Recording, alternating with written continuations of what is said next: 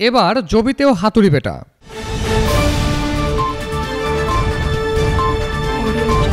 ফেসবুকে ছবি পোস্ট করাকে কেন্দ্র করে এবার জগন্নাথ বিশ্ববিদ্যালয়ের ছাত্রলীগের সভাপতি গ্রুপের এক কর্মীকে হাতুড়ি পেটা করেছে সাধারণ সম্পাদক গ্রুপের কর্মীরা। আজ সকাল 8:30 থেকে দুপুর 1:30 পর্যন্ত দফায় দফায় সংঘর্ষ ও ধাওয়া পাল্টা দেওয়ার ঘটনায় গুরুতর আহত হয়েছে 4 জন। এছাড়া আরও কমপক্ষে 11 জন আহত হয়েছে। সংঘর্ষে অংশগ্রহণকারী কয়েকজনের সাথে কথা বলে জানা যায়, বুধবার রাতে জবি ছাত্রলীগের সাধারণ সম্পাদক গ্রুপের কর্মীরা সভাপতি তরিকুল ইসলামের ছবি ক্রপ করে ফেসবুকে পোস্ট দেয়। এরপর সভাপতি গ্রুপের কর্মীরাও এর বিপক্ষে ফেসবুকে পোস্ট ও কমেন্টে বিতর্কে জড়িয়ে পড়ে। এ ঘটনার জের ধরে বৃহস্পতিবার সকালে সাধারণ সম্পাদক গ্রুপের কর্মী উদ্ভিদবিজ্ঞান 13তম ব্যাচের সালমান এফ রহমান, সৈয়দ অভি, মনোবিজ্ঞান 13তম ব্যাচের তানভীর, গণিত 13তম বিভাগের শান্ত এবং পরিসংখ্যান বিভাগের অর্পণের নেতৃত্বে ভাস্কর্য চত্বরে থাকা সভাপতি গ্রুপের কর্মী কম্পিউটার সায়েন্স অ্যান্ড ইঞ্জিনিয়ারিং বিভাগের 13তম ব্যাচের শিক্ষার্থী শাহরিয়ার শাকিলের উপর অতর্কিত হামলা চালিয়ে তার মাথা ফাটিয়ে দেয়। এরপর সভাপতি গ্রুপের কর্মীরা বিভিন্ন দিক থেকে একত্রিত হতে থাকলে ক্যাম্পাস উত্তপ্ত হতে থাকে। একসময় 13তম ব্যাচের শাহিরুল উম্মি, 12তম ব্যাচের পিয়াল এবং 11 ব্যাচের শানের নেতৃত্বে সাধারণ সম্পাদক গ্রুপের উপর হামলা করে।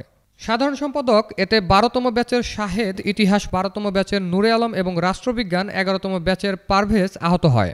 সংঘর্ষে পিয়ালের আঘাতে নূরে আলম মারাত্মকভাবে আহত হয়।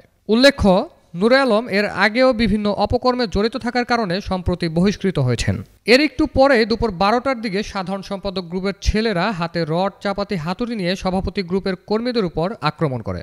এতে সভাপতি গ্রুপের অ্যাকাউন্টিং 13 ব্যাচের নাফিজ এবং হাতুড়ির আঘাতে গণিত বিভাগের নাহিদের মাথা ফাটিয়ে দেওয়া হয়।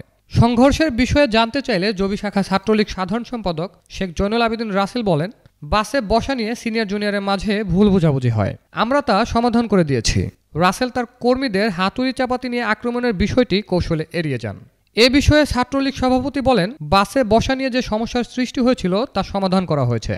ফেসবুকে পোস্ট নিয়ে যেসব কথা বলা হচ্ছে তা তিনি অস্বীকার করে বলেন, এরকম কিছু নয়। এ বিষয়ে জানতে চাইলে জবি প্রক্টর অধ্যাপক ডক্টর নূর মোহাম্মদ বলেন, আমরা ভিডিও ফুটেজ দেখে কঠোর ব্যবস্থা নিব।